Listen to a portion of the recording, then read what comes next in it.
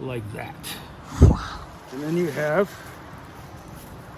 a clean tenderloin with no tendon in it. That's amazing. Yeah, I love that. Absolutely. All right, tell me your little trick here, Jeff. All right, so instead of just cutting the tenderloin out and then you have that big tendon going through it, if you reach up here to the head of it where it starts, and just kind of start it with your knife a little bit, or even just pinch it, you can get it right there, and you can start to see it. Looks like a big piece of tape.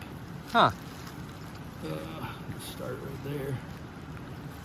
But instead of cutting the whole thing off, just leave the tendon attached, and just pinch it between your thumb and your forefinger, and then just slowly pull it, and it will come out just